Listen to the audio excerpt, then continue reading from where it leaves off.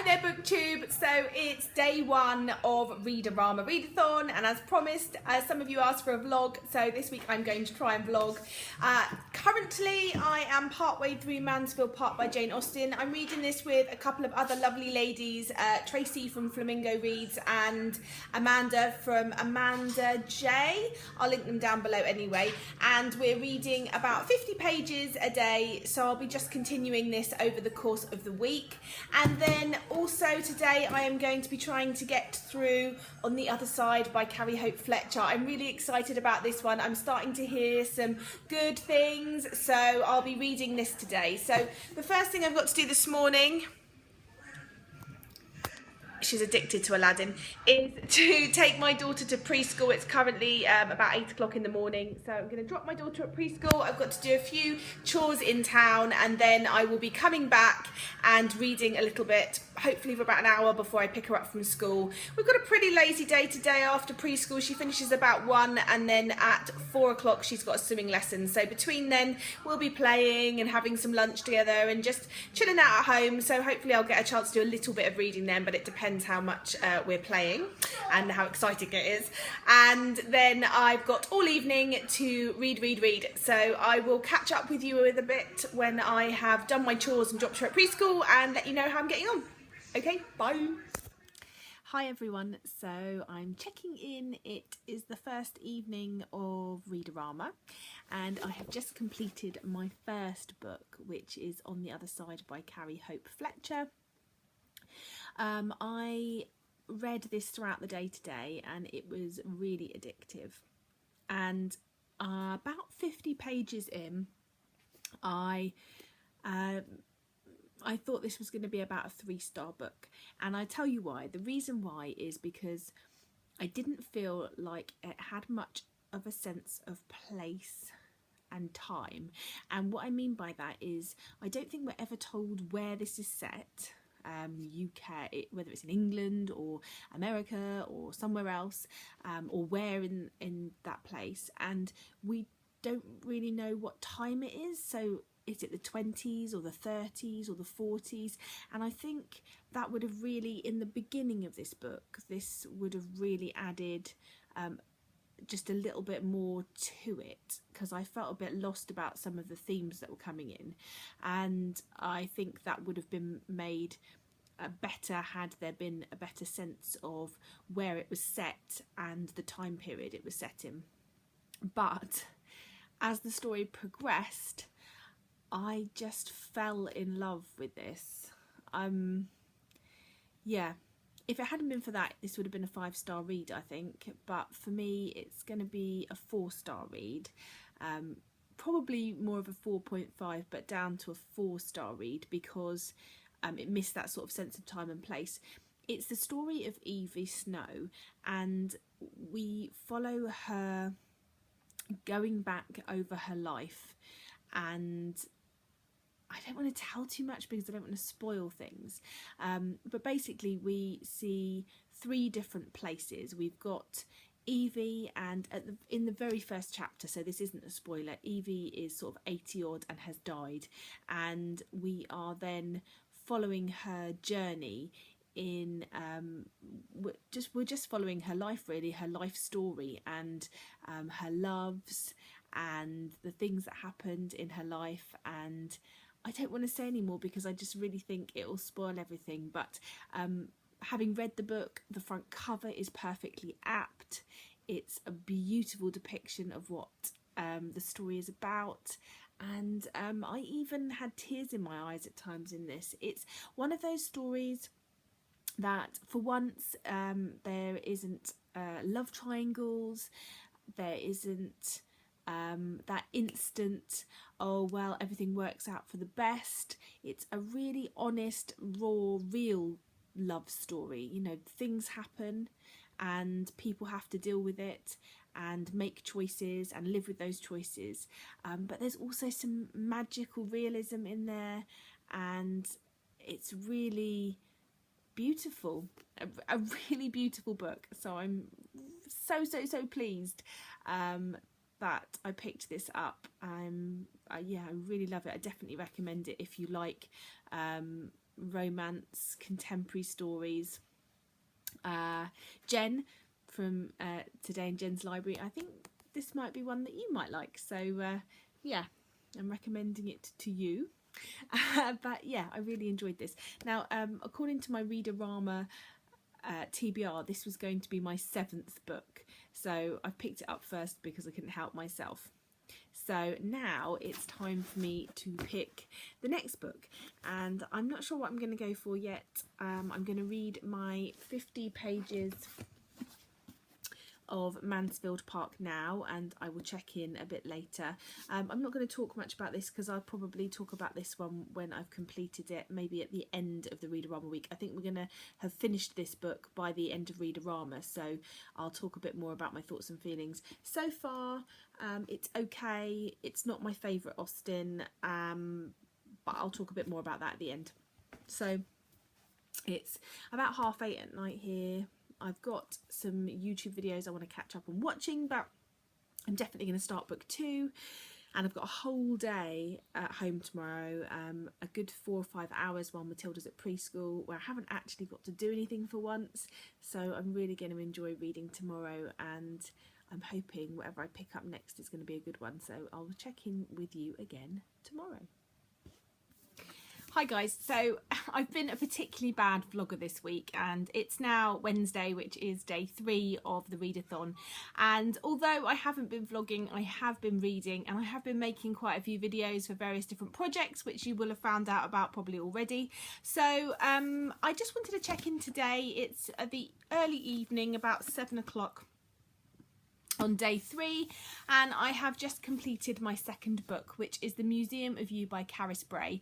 This is actually an ARC copy, but I really like it, and the finished copy is just as beautiful, and I love Caris Bray. If you've watched my videos for a while, you'll know that I really loved Sweet Home, which was the first ever short story collection that I gave 5 stars to, and I loved A Song for Issy Bradley, which I also gave 5 stars to, which I read a couple of months ago, and this was no exception. It is a 5-star read from me. Caris just has a way with words, and a way of envisaging things, and a way of talking about subjects in a very realistic and calm and interesting way. This story, I don't want to talk too much about the actual subject matters in there, but we're following Clover Quinn, who is a 12-year-old girl who is on her summer holidays from school. Her father's a bus driver, it's just the two of them. Her mother is not around, and she is free during the summer to sort of do things a little bit as she pleases. There's a woman next door that helps out, and her granddad and her uncle Jim who live nearby, and her dad's friend Colin and his sister Kelly and her kids. So they've got quite a nice sort of family unit around them. But Clover takes herself off on her own to the local allotment that her and her dad grow vegetables in, and the first chapter is just Clover at the allotment describing it, and the descriptions that Caris uses are just so vivid and lush and wonderful. She really truly is a poetic writer. She creates these images for you, and it's just brilliant. I just love it. And I think as well, because it's set in England, I can understand, you know, a lot of the things she talks about, and the places, which is really interesting. And this story is just Clover's summer. There's a spare bedroom in their house which has been full of junk for a long time, of her mother's things, and she wants to spend the summer going through these things and cataloguing them as if she was making a museum of her mother, and learning more about her mother, and she doesn't know very much. Her father doesn't talk about her mother at all, so she doesn't really know an awful lot about her mother's life before she was born, or anything about her really, and she wants to discover more about herself by learning more about her mum. And so she has been on a school trip to a museum, and she met a lady there who talks to her about her job, which is sort of cataloguing and curating things at the museum, and she decides that she wants to start going through these things and logging them and creating sort of a museum of you. which is where the title comes from. Anyway, I don't want to tell you any more because I don't want to spoil the enjoyment for you. It's not a fast-paced, action-packed book like I usually read. It's very calm and it's very involved in the characters, and it's a very character-led story, which is why it's so unusual for me to have loved it so much, because generally I'm all about the fast-paced, action-packed, fly by the seat of your pants, page-turners. This was a slower book, but a wonderful one. I didn't cry like I have in the other two, but it was just a beautiful, beautiful read. It touches on mental illness, it touches on postnatal depression, it touches on grief and loss and identity and racism and friendships and growing up and everything. It was just a really great book, and I definitely urge you all to pick it up. I believe it'll be out already. It came out on the 16th of June, so it's out already. So I definitely urge you, if you like the sound of it, to go and pick it up, because I just adored it. I've also been reading, well, I say reading, I've not been enjoying Mansfield Park, and so Tracy from Flamingo Reads, who I'm reading it with, suggested picking up the audiobook because she is listening to it on audio. I don't really generally listen to audiobooks, but I thought I'd give it a go. It's definitely making it a more enjoyable read, but I'm still not loving it. It's still at the bottom of my list of Jane Austen books so far, but we shall see. I will keep you updated on this one and let you know how I get on at the end of the week. So I'm having a bit of a shift about in my TBR, as I always do, and the next book I'm going to read is the one that I've picked as the book with a one-word title. I was sent a book this week which I have to read now because I can't wait any longer, and thankfully it has a one-word title, and that is Gemina by Amy Kaufman and Jay Kristoff. This is the sequel to Illuminae, which I absolutely loved and gave 5 stars. It's written just like Illuminae in transcripts and letters and emails and things like that, so I just can't wait to get stuck into this one. So this is what I'm going to be picking up tonight, and no doubt just gobbling up. So I will get back to you again tomorrow on how I'm getting on. But yeah, sorry it hasn't been, I missed out Tuesday, but my vlogs are always massively too long anyway otherwise. So I'll get back to you tomorrow and let you know how I'm getting on day 4. Hi guys, so I have been a very poor vlogger and a very poor readathon person this week. I don't know, I don't think I'm slumpy, I just really fancy doing other things. I ended up watching a whole series of something on Netflix, and there was just a lot going on. We were out quite a few nights the weekend, and during the days I had loads of stuff that I needed to get done, so I wasn't getting a chance to just sit down and read, and I just hadn't been feeling it this week. But it's now Sunday, so it's a day after the readathon's finished, and I read On the Other Side by Carrie Hope Fletcher, which was, I think, my just sort of 7th book, so a random one. And I finished with my buddy reading group Mansfield Park by Jane Austen, which I'm really pleased about, and well, I'm pleased I finished it. This was a 2-star read for me. I loved Austen's books so far. I've read Pride and Prejudice and Emma and Northanger Abbey, and probably in order so far I've liked Emma, then Pride and Prejudice, and then Northanger Abbey, and this is definitely at the moment the bottom of the pile. It's a 2-star read. It was just boring. In the end I downloaded the audiobook of it, and I wish I hadn't, because well, it helped me get through the book, but I just feel like I've paid, you know, money for something that I really don't like, and I just feel cheated because I've paid for it twice. Yeah, this is my least favourite so far. It felt very much like our lead character, Fanny, is almost like a non-character. She doesn't have much of a personality. There's not much going on with her, and the action sort of takes place around her, so she's like a vehicle to watch the action going on.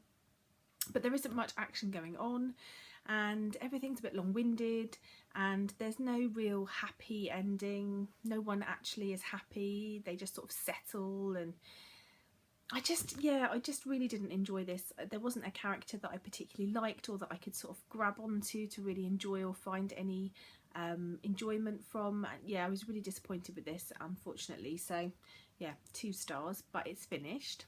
And that was it. I only finished 3 books this week. However, I've just sat down tonight because one of my book, which was going to be the one with the one word title, is Gemina, which is an ARC I was very kindly sent by the publisher, so thank you to them, by Amy Kaufman and Jay Kristoff. This is the sequel to Illuminae, and it's written very much in the same way as Illuminae, in sort of emails and transcripts and things like that. And I think these books, because of the way they're written, they definitely benefit from sitting down and really reading them in 1 or 2 or 3 sort of chunks, rather than sort of reading a few pages here and there. And this evening I've sat down and I've just really got into the story, and now I'm hooked, so I'm sure I'm going to finish this in the next day or so. So watch out in my next Friday reads for this one. But unfortunately that's it for my wrap up, and you've had this boring background because I haven't been vlogging, because I haven't been reading, so maybe I'll insert a few fun face painty pictures of Matilda, because we've been to a lot of sort of festivals and carnivals over the last couple of days, just to try and liven this up a bit. So yeah, maybe I'll stick a few pictures in here, and that may be a bit more colourful.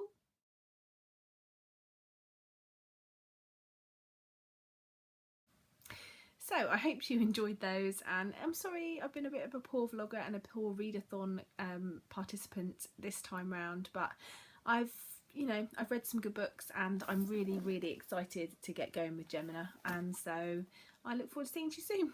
How did you all get on with the readathon? How did you do? Normally I smash a readathon, but I don't know why, I just wasn't feeling the reading this week, so yeah, maybe just an off week for me, but I look forward to seeing how everyone else is doing. Bye for now, BookTube.